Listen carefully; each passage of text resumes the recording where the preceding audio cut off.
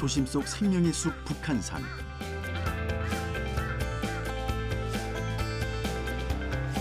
계절마다 다양한 모습을 뽐내는 북한산은 서울과 수도권 주민들에겐 큰 축복이다. 수십 개의 능선과 계곡들이 흘러내려 삶의 터전 바로 앞까지 맞닿아 있기 때문이다. 세계적으로도 드문 도심 속의 자연공원 북한산. 그런데 그 산이 우리에게 경고를 보내고 있다. 산에 살지 말아야 할 동물의 위협. 산의 생태계를 교란하는 식물의 유입. 산의 수목을 파괴하는 병해충까지. 도심의 허파 북한산에는 무슨 일이 벌어지고 있는 것일까?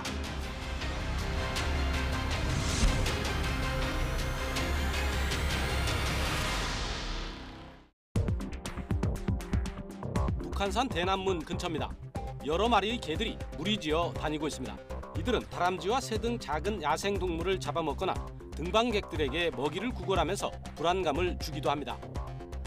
몇 년 전부터 북한산에 들개들이 출몰하면서 시민들에게 공포의 대상이 되고 있다.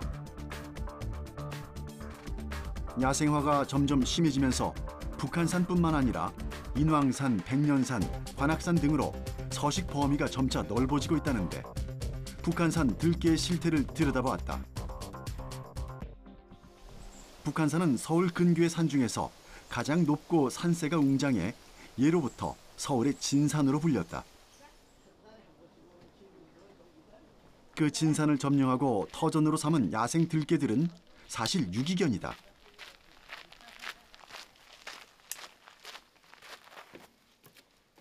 주인 잃은 반려견들이 왜 북한산에 무리를 지어 다니는 걸까? 국립공원 관계자를 따라 들개 추적에 나섰다.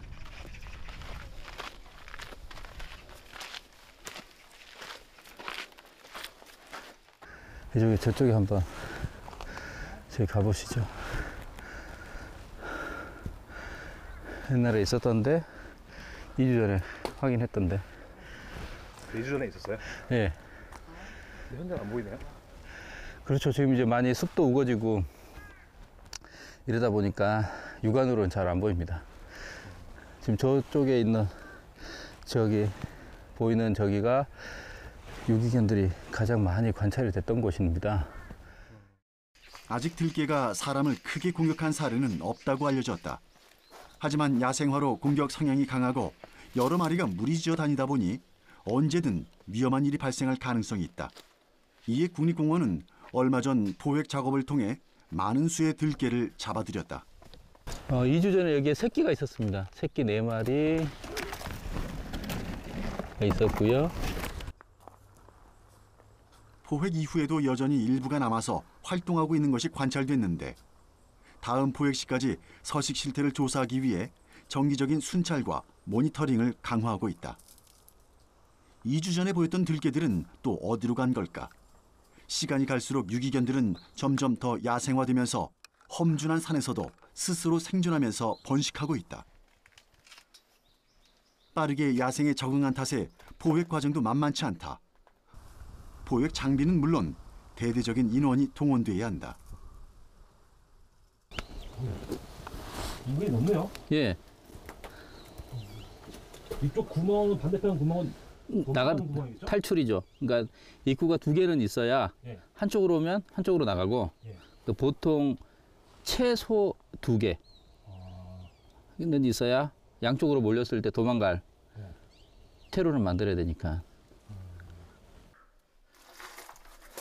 얼마 전까지 들개들이 관찰됐던 들개들의 은신처.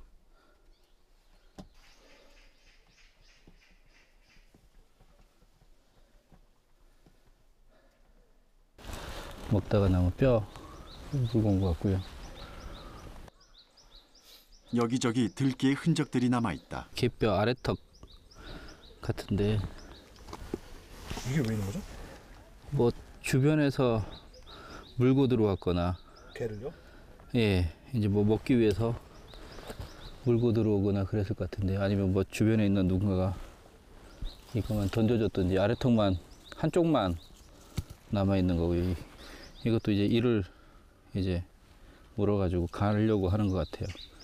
계속 씹어서 이것도 어디서 물어온 것 같고요. 이건 그 뭐야 스틱? 예, 스틱 손잡이. 새끼가 저희한테 이제 노출이 됐기 때문에 이제 그 새끼들을 다른 곳으로 이제 이주를 시켰을 거고, 이제 위쪽으로 한번 가서 또 주변을 한번 살펴보시죠. 한때 그 수가 많았을 때는 100여 마리가 넘게 추정되기도 했는데 들개들은 산을 타고 광범위하게 서식하는 데다가 엄청난 번식력으로 계속 숫자가 불어나고 있어 정확한 개체수를 파악하기도 어렵다.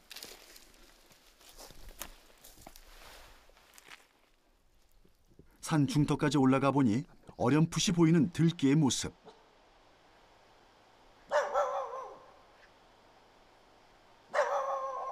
잠시 후 들리는 들개 울음소리. 야생이 완전히 적응한 개는 원래 갖고 있던 늑대의 습성을 되찾기 때문에 위협적인 존재가 될 수 있다. 사람을 무는 일은 드물다고 해도 언제 사납게 돌변할지 모르기 때문에 들개를 발견했을 때는 주의해야 한다. 산에서 서식하는 데다 야생에서 태어난 개체들이 급증하면서 광견병 전파와 생태계 교란도 우려되는 실정이다. 결국 이러한 활동들이 야생동물이 살고 수 있는 공간을 선점하는 문제가 생기기 때문에 야생동물은 또 밀려나게 되고, 그렇게 해서 개체수가 감소하는 요인이 될 수도 있습니다. 여기에 살고 있는 원래의 주인이 아니기 때문에 거기에 맞게끔 적법하게 처리하는 게 현실에 가장 맞다라고 생각합니다. 그렇다면 북한산 들개들은 과연 어디에서 왔을까? 갑자기 들개가 늘어난 이유 중 하나로 재개발 사업을 꼽는다. 서울시 노원구 중계동의 백사마을. 주택들은 금방이라도 무너질 듯 아슬아슬한 모습을 보이고 있다. 백사번지에 위치해 백사마을이라 불리는 이곳은 1960년대 말 청계천 등 도심 재개발로 인해 밀려난 이주민들이 정착해 살던 곳이다. 개발의 필요성이 높아지며 재개발 정비구역으로 지정됐다. 작은 동물들의 발자국이 남아있어요. 여기 지금 요건 고양이과 동물들일 거거든요. 발자국이 작아요. 요만 작아요. 여기 전부 발자국이에요. 요만한 거. 폐허가 된 빈집에서 발견되는 작은 동물의 발자국들. 재개발 지역이 되면서 마을을 비우는 과정에서 유기견이 한꺼번에 다량 발생하는 것이다. 사업이 계획대로 추진되지 못하면서 그대로 방치돼 길고양이마저 들끓고 있다. 이런 상황은 이것뿐만이 아니다. 북한산 인근 재개발, 재건축 지역인 서울 은평구 일대도 마찬가지. 재개발 지역의 유기견 통계는 집계조차 되지 않고 있다. 산이 올라가다 보면 많이 돌아다녀요. 개들이요? 그게 다 동네에서 보던 개들이 거기 있는 거 예, 같으세요? 그런 것도 있고 모르는 게도 많고.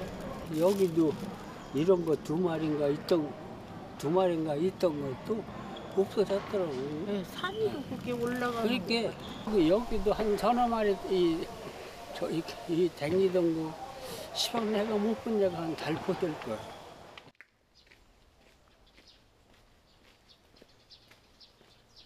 문제는 마을을 떠돌아다니던 유기견들이 먹이가 떨어지자 등산객이 던져주는 먹이를 따라 산으로 이동한다는 것이다.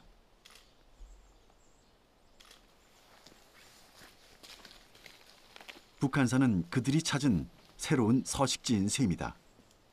사람의 출입을 금지하게 하려고 못할 목적으로 예짐을 철조망을 설치했거든요. 근데 이런 정도면 사람은 적극적으로 가려고 노력하지 않으면 안 가게 되기 때문에 흔적이 남아있다면 동물의 흔적이 가장 많아요. 마을 한쪽으로 난 숲길, 산으로 연결된 길이다. 여기 보시면 이제 이런 톡에 특정 부위만 이끼가 좀 없어요. 이런 데는 동물들이 활동을 하는 과정이 디디는 흔적입니다. 디디면 이 쉽게 떨어지는 이 이끼 특성상 붙어 있지 못하고 이렇게 떨어져 나갑니다. 그러니까 여기와 여기는 지금 꾸준히 사람이 아닌 사람이 밟았다면 이 개나리나 다른 종류의 나무들 이런 죽은 가지가 부러졌을 건데 이곳을 통과하는 과정에 가장 적절하게 이 정도의 흔적을 남길 수 있는 것은 객과동물이 가장 일반적으로. 산지와 가까운 재개발 지역 같은 경우는 발생한 유기견이 산으로 올라가 들깨떼가 될 위험이 커지는 것이다. 사람의 손에 길러지다 버려진 뒤 산에서 야생성을 회복한 들깨는 여러 가지 문제를 일으키고 있다. 재개발 가능성이 높은 지역에서 사람들이 나가게 되면 그런 환경에서 적응했던 친구들이 산과 들, 좀 더 심하면 깊은 계곡이 갖춰진 산까지 들어가서 살 수 있는 능력을 갖추게 됩니다. 그래서 그런 능력을 갖추고 있던 개체들이 산과 들로 가게 되면 훨씬 번식력과 적응력과 어떻게 보면 생존 능력을 크게 만들게 돼요. 결국 그런 친구들이 인간과 같이 사는 버릇을 잃어버리고 적극적으로 먹이 활동을 하려고 공격을 하거나 사냥하는 버릇을 이제 자연적으로 획득하게 되면 결국 사람한테 해를 끼칠 수 있는 위기 수준까지 오게 됩니다. 그런 개체들이 점점 관리 차원의 대응책을 전환하지 않으면 이런 산림 공간에 점점 개체 수가 늘어날 수밖에 없는 거죠. 여기에 인근 거주자나 등산객들이 산에서 유실, 유기한 개도 마찬가지. 반려견 유기 행태가 사라지지 않는 이상 북한산의 들깨는 계속해서 늘어날 수밖에 없는 것이다. 결국 인간에게 피해를 주고 산속 생태계를 파괴할 수도 있다는 이유로 포획되는 들깨들. 서울시는 작년에만 포획틀과 마취총을 이용해 약 120여 마리 정도의 들깨를 포획했다. 들깨뿐만이 아니다. 들고양이도 포획 대상이다. 최근 들어 국립공원에 들고양이가 많아지는 이유는 먹잇감이 풍부하기 때문이다. 탐방로나 사찰 주변을 점령한 채 심할 경우 탐방객을 위협하기도 한다. 천적이 될 만한 동물이 없는 데다 들고양이 대부분은 잡식성에서 육식성으로 바뀌면서 다람쥐, 메토끼 등 소형 포유류나 조류 등을 포식하면서 야생 생태계에 큰 혼란을 주고 있다. 북한산 인근 지역에서 포획된 들고양이 처리를 담당하고 있는 한 동물병원. 들고양이는 생태계 교란동물로 지정돼 관리 대상이다. 국립공원 마을 주변에 살고 있는 들고양이는 번식력이 강하고 활동 범위가 넓어 천연기념물과 멸종 위기동물을 닥치는 대로 해치고 있다는데 이 동물병원에만 하루에 2~3마리가 북한산 인근 지역에서 포획되어 온다. 불광동 382-14번지 5월 26일 날 첫 번째.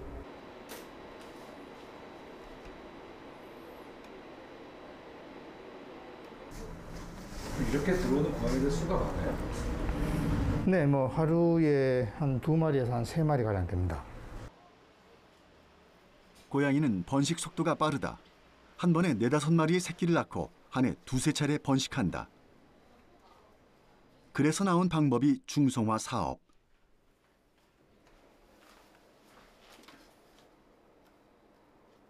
마취된 고양이가 수술실로 들어가는데 중성화 수술을 시켜 더 이상 번식을 못하도록 하는 것.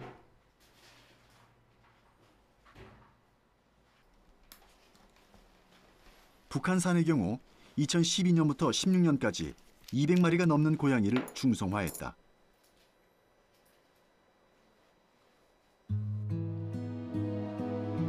고양이들을 중성화시키고 있지만 포획된 들깨는 대부분 안락사 처리됐다. 인간에게 버림받은 상처도 모자라 포획, 안락사의 두려움까지 겪어야 하는 것. 이 비극은 계속돼야 하는 걸까? 동물보호단체는 붙잡아 없애는 것만이 문제 해결의 방법은 아니라고 말한다. 산속에서 사람 손을 안 거치면서 서서히 야생화되는 거죠. 그러면 그 유기와 유실은 누가 해요? 사람이 하잖아요. 네. 사람이 저지른 일로 고통을 당하고 있는 거예요, 이 반려동물이. 그럼 이 반려동물을 위한 최선의 방법은 다시 이 무책임한 사람이 아니라 책임 있는 사람의 품으로 인계가 되는 것으로 마무리돼야 되는 거죠. 북한산에 살고 있는 원래 주인들은 따로 있다는데 북한산에는 1,300여 종의 동식물이 서식하고 있다.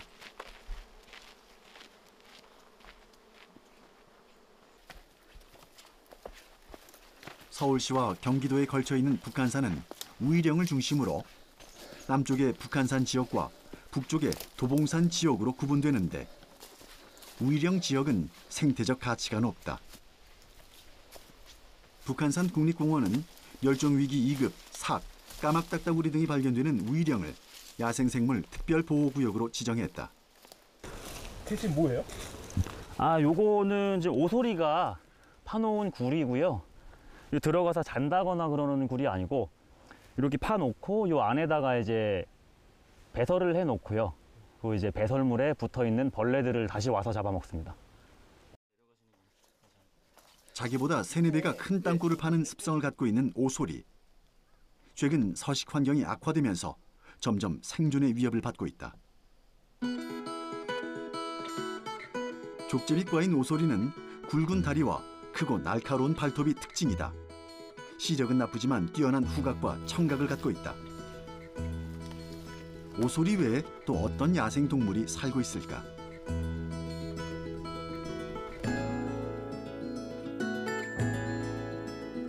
북한산은 메토끼와 족제비, 너구리 등 다양한 포유류가 서식하고 있다.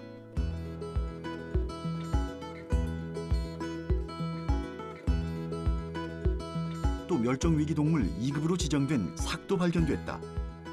삭은 그동안의 보존 사업으로 북한산의 생태계가 되살아나고 있다는 것을 보여주는 증거다. 그러니까 이제 국립공원 신부 쪽에 보존이 잘 돼 있는 지역 같은 경우는 삭도 발견이 되고 있기는 하지만 이제 그 친구들이 언제 사라질지도 지금 모르는 상황에서 저희는 지금 계속 관찰을 하고 있고 어떻게 지켜내야 이 친구들이 더 잘 살아갈 수 있을까 그렇게 계속 고민을 하고 있습니다.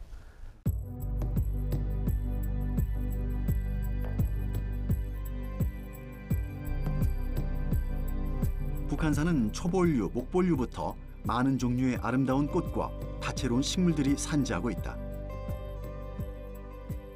중부지방에 위치해 있어 봄, 여름, 가을에 이르기까지 4계절 다양한 식물 분포를 이루고 있는데 특히 종자식물을 말하는 고등식물이 600종 넘게 서식하고 있는 것으로 확인되고 있다. 네, 이 식물은 양치식물로서 이제 이름은 넉줄고사리라고 하는데요. 대부분 이제 높은 산에 바위 틈에서 이렇게 번져서 자라는데 지금 북한산 같은 경우는 이런 낮은 고도에도 이렇게 바위 틈에서 이렇게 자라고 있습니다. 그리고 흔히 볼 수 없는 양치식물인데 지금은 뭐 이런 북한산 지역에서도 이렇게 쉽게 자라는 경우로서 이제 뭐 북한산도 좀 생태계가 조금은 좀 안정화되어 있다, 뭐 그렇게 보실 수도 있고요. 네. 고사리과에 속하는 양치식물인 넉줄고사리. 우리나라 전역의 숲에서 자라는 단연생 초본으로 한방에서는 뿌리 줄기를 약재로 사용하기도 한다. 1983년에 국립공원으로 지정된 북한산. 서울 땅을 구성하는 산지 중 4분의 1을 북한산이 차지하고 있는데 서울의 허파라 부를 만큼 도시의 생명이 드는 산으로 생태적 가치가 높다. 어떻게 보면은 도심 지역에서는 이런 생물 다양성이 높은 지역이 많은 이제 개발과 훼손 때문에 없어졌다고 보실 수 있는데요. 이런 도심 속에 이런 북한산 같은 이제 산지가 산림이 있을 때에는 그런 이제 개발된 지역이나 훼손된 지역에서 이제 그 생육지를 잃어버린 그런 생물종들이 하나로 이제 모일 수 있는 그런 약간 생태계의 그 보금자리 같은 역할을 할 수 있어서 이런 산림 지역이 도심 내에 있는 산림 지역이 굉장히 중요하다고 보실 수가 있습니다.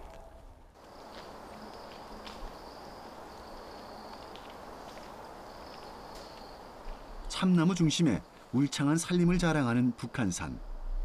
북한산의 대표 수종은 참나무다. 그런데 참나무 에이즈라고 불리는 참나무 시드름병이 숲을 위협하고 있다. 참나무는 북한산뿐만 아니라 우리나라 산림 면적의 4분의 1을 차지하고 있을 정도로 많이 분포돼 있다. 그만큼 넓은 면적을 차지하고 있는 참나무에 전염병이 발생하면 문제가 상당히 심각하다.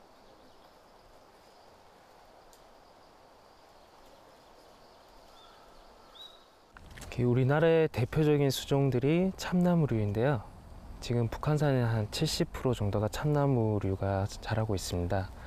그런데 2004년 그 성남에서 그 참나무 시드름병이 발병을 최초 보고가 되었고요. 그 이후에 성남을 비롯해서 이제 주변 그 서울이나 경기 지역에 많이 지금 문제가 되고 있는 그런 병입니다. 참나무 시드름병은 광릉 긴나무좀이란 곤충이 원인이다. 작은 매개충이 나무 속으로 파고 들어가 곰팡이를 퍼뜨리는데 나무 안에서 번식한 곰팡이가 수분과 양분의 이동 통로를 차단시킨다. 감염되면 나무 껍질이 붉게 변하면서 결국 나무를 말라 죽게 하는 병이다.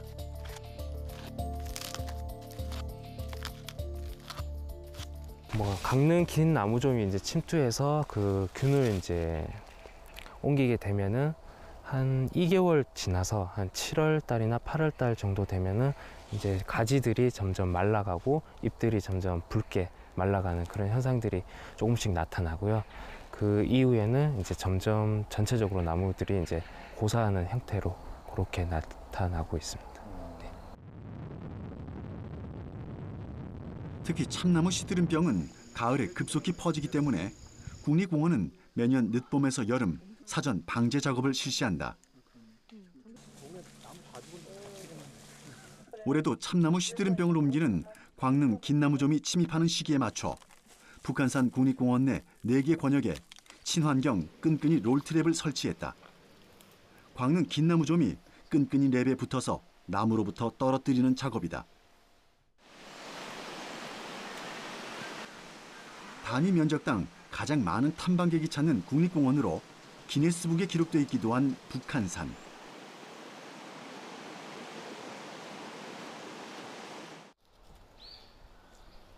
탐방객들이 몰리는 곳이다 보니 그만큼 자연 생태계가 많이 오염될 여지가 많아진다.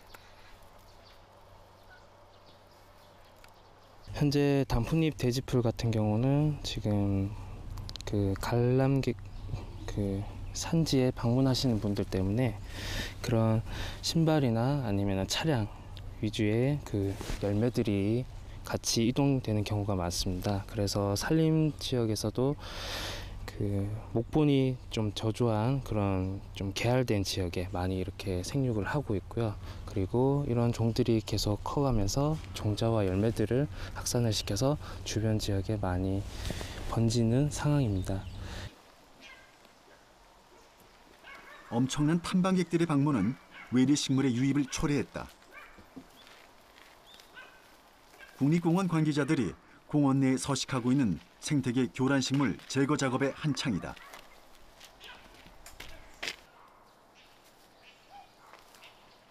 북한산 지역의 주요 생태계 교란식물은 돼지풀, 단풍잎 돼지풀로 북미에서 도입된 국화과 식물들이다.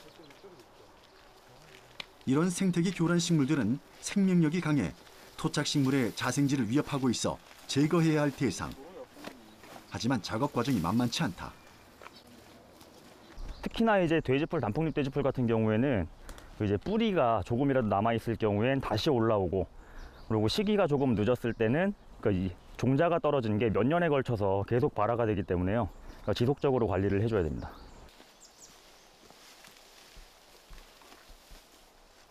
돼지풀과 단풍잎 돼지풀은 번식력이 매우 뛰어나 다른 식물들의 생육을 방해한다는 공통점 외에도 비염과 알레르기를 유발하기 때문에 환경부가 위해 식물로 지정한 종이다. 돼지풀은 줄기가 180cm, 단풍잎 돼지풀은 3m까지 자라는데 성장 초기에 제거하는 것이 효율적이며 뿌리채 뽑아야 한다. 또 땅속에 씨가 있기 때문에 4, 5년간 지속적으로 제거 작업을 전개해야 한다. 이것도 뽑아내니까 휑하네요. 예. 이제 자리가 마련이 되면 이제 다른 식물들이 더 들어올 수 있는 환경이 조성이 되는 거죠. 단풍잎 돼지풀 같은 경우는 키도 굉장히 크고 잎도 넓기 때문에 이것들이 굉장히 우염을 하게 되면 그 어떤 초본층 아래쪽에 있는 그런 식물들의 그 생육에 좀 위협을 줄 수 있어서 뭐 그런 것들이 결국은 다시 동물의 먹이가 될 수도 있고요. 그렇기 때문에 이렇게 교란을 많이 준다고 할 수 있습니다. 가을철 꽃이 피면 꽃가루가 날려 탐방객들에게도 피해가 되기 때문에 단풍잎 돼지풀이 개화하는 시기인 7월에서 9월 전에 집중적으로 제거 작업을 전개할 계획이다. 지금은 아직 그 개화나 종자 결실기가 아니기 때문에 그 이제 도로가나 아니면 공터 같은 데에서 완전히 건조시킨 다음에 폐기를 하고요. 그리고 이제 좀 늦게 작업을 하게 될 경우, 그러니까 이제 종자가 맺혀서 떨어질 수가 있을 때, 그럴 때는 이제 별도로 이제 폐기물로 그 이제 모아서 처리를 하고 있습니다. 개화 시기에는 종자 채집 도구를 이용해 종자를 채집해 소각 처리하는 등 재발 방지를 위한 적극적인 노력이 필요하다. 또 향후에도 외래 유해 식물의 확산을 막기 위한 꾸준한 모니터링도 계속돼야 한다.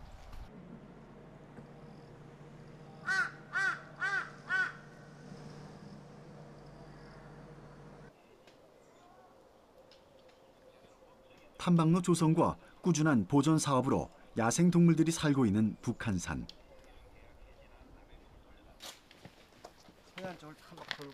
북한산은 2007년 입장료를 폐지한 이후 매년 탐방객이 증가하고 있다. 탐방객이 늘어나면서 정규 탐방로가 혼잡해지자 정해진 길을 놔두고 샛길로 다니는 등산객들도 늘고 있어 문제가 되고 있다.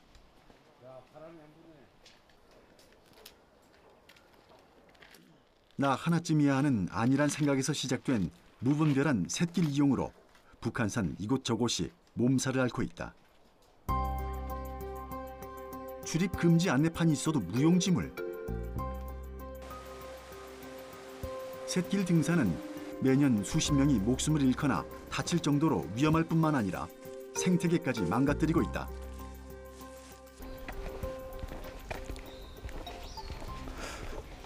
네, 지금 이곳은 둘레길 진입로인데 저 이렇게 샛길에 올라오는 사람들 막기 위해서 이렇게 난간을 설치해놨는데 인근 주민들이 이렇게 위에 베놓으면서 통행하기 쉽도록 이렇게 잘라놨습니다. 누군가 일부러 훼손한 흔적이 있는 탐방로. 북한산 일대를 돌다 보면 분명 규정된 탐방로가 아닌 샛길을 자주 볼 수 있다.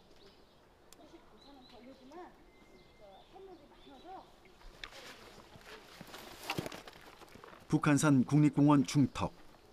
국립공원 관계자와 함께 등산로를 벗어나 샛길로 들어가 그 실태를 파악해봤다.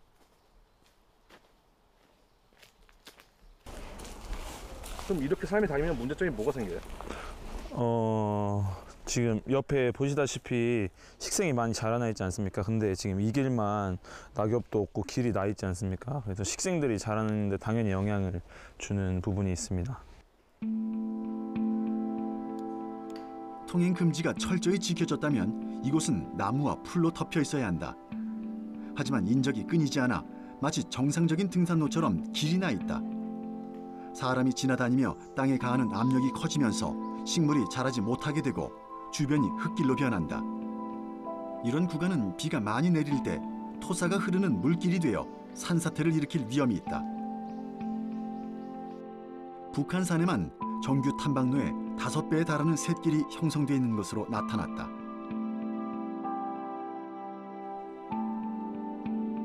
샛길이 증가하면서 동식물 자원의 서식처가 파괴되고 인간의 발길이 닿음으로써 무성했던 숲풀도 사라진 것이다.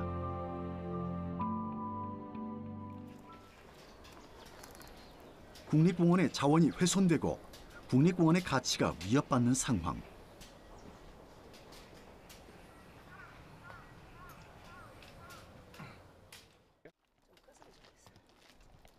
(2009년부터) 일일 방문객을 1000명으로 제한하는 탐방 예약제를 실시하고 있고 샛길 탐방도 지속적으로 관리하고 있다.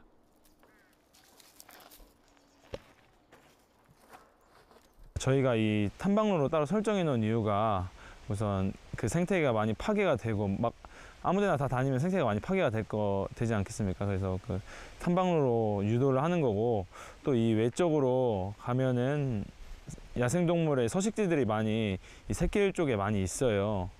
근데 그런데도 탐방객들이 막 다니다 보면은 당연히 파괴가 되는 건 당연하고, 또 원래 이 산의 주인은 우리가 아니고 야생동물들 아니겠습니까? 함께 저희가 공존하려면은 이런 생태계가 다 잘 유지가 돼야 된다고 생각을 합니다. 북한산의 생태계를 지키기 위해서는 시민들의 인식 개선이 우선이다.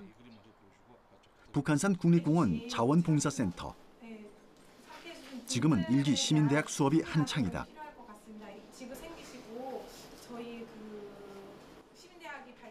북한산의 가치를 제대로 알리고 시민이 가꾸는 국립공원을 만들어 나가기 위해 올 5월부터 시민대학이 개설됐다. 이곳에서 수업을 들은 후에는 북한산 관리자원봉사로 활동할 수 있다고 한다.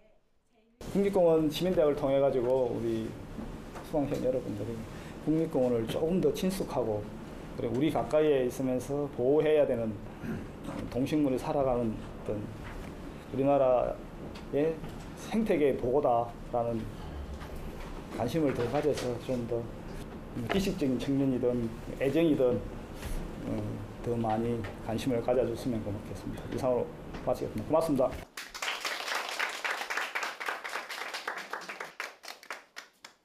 일부 또 우리 탐방객들은 그냥 무심코 하는 행동이 그 자연 생태계에 영향을 미친다는 것을 모르고 하시는 경우도 조금은 있습니다. 그래서 저희들은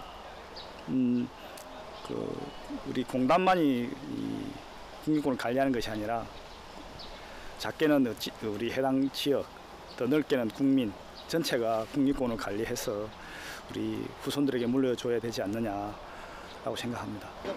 북한산은 우리나라 최고의 산이라고 말할 수 있지 않겠습니까? 그래서 이제 최고의 산이 많이 보존이 되면은 나머지 산은 저절로 잘 보존이 될 거라고 생각해요. 그래서 모범적으로 그런 봉사활동을 좀 하고 싶습니다. 봉사활동이면 어떤 정보 좀 필요하다고 생각하세요? 봉사활동이라면은 이제 지금까지 산을 모르고 다니는 사람들이 많거든요. 무조건 그냥 운동 삼아서. 그러나 산을 알고 다니면 더 좋잖아요.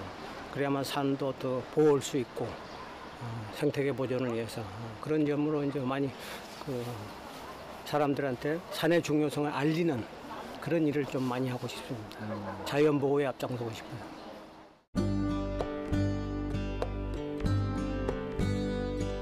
북한산은 도시 중심에 위치한 국립공원으로 다양한 볼거리와 생태 학습 장소를 제공하고 있다. 경기도 양주시 장흥면에 위치한 북한산 국립공원 송추 지역.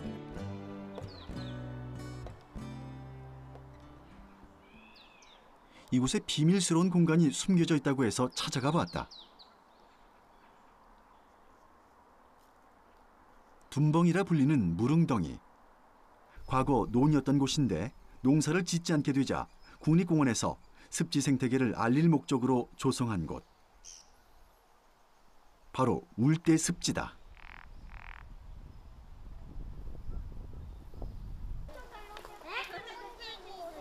여기가 지금 계신 곳이 양주시 장흥면에 위치한 송추라는 지역인데요. 습지가 조성되어 있거든요. 얘들아. 울대 습지는 동식물의 보금자리 역할과 더불어 탐방객들에게 수려한 자연 경관을 제공하고 있다. 습지 생태계에 대해 알아보는 북한산 국립공원 자연 해설 프로그램. 우리가 무심코 지나쳤던 자연의 세계를 새롭게 바라보며 자연을 이해하는 데 도움이 되고 있다.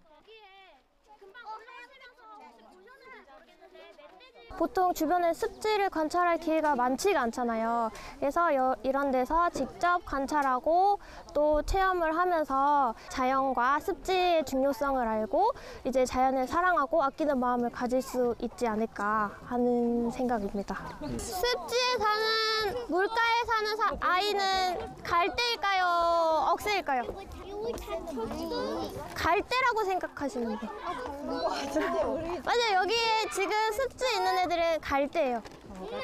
습지에서 서식하는 수생식물이에요. 얘네가 이제 있음으로 해서 물이 깨끗해지는 정화작용을 하죠. 깨끗하게. 여기도 물 차나. 이런 게 있었구나, 생태는 이런 거구나 하는 게 느끼게 되고요. 아이들한테도 이제 산에 올라갈 때는 그냥 다닐 게 아니라 이제 어떤 거는 뭐다 해가지고 이제 공부를 좀 해서 산에 올라가면서 아이들하고 이제 대화를 좀 할 수 있지 않을까 싶어요. 울대 습지는 총 면적 2,379제곱미터로 북한산 국립공원 내 유일한 습지다.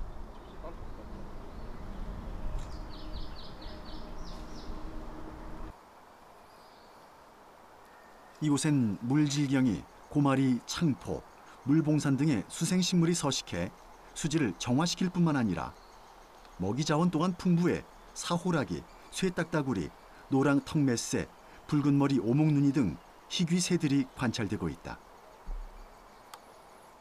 북한산에서 일단 유일하게 습지 지역인데요. 이 지역 같은 경우에는 동물과 식물이 잘 어우러서 살 수 있는 그런 곳이기 때문에 생태계도 또 다른 곳보다 좀 잘 보존되어 있는 그런 곳이기도 합니다.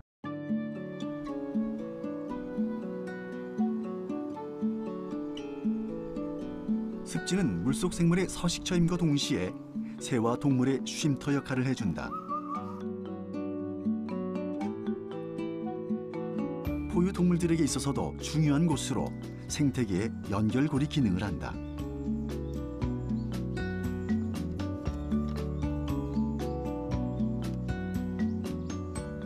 지금 보시면 습지라서 여기 식물들도 많이 자라고 또한 물도 쉽게 구할 수 있기 때문에 동물들이 이쪽에서 왔다 갔다 하는 그런 현상들을 많이 볼 수가 있는데요. 지금 여기 보시면 멧돼지들이 지금 먹이를 구하는지는 정확치는 않지만 산 쪽으로 이동하는 그런 루트가 된 것을 알 수가 있습니다.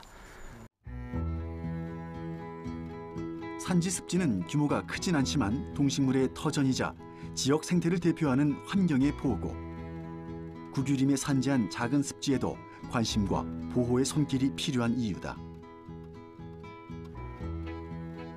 도시의 허파 기능을 담당하고 있는 북한산은 삶의 질을 높여주는 휴식 공간이자 생태계의 보고.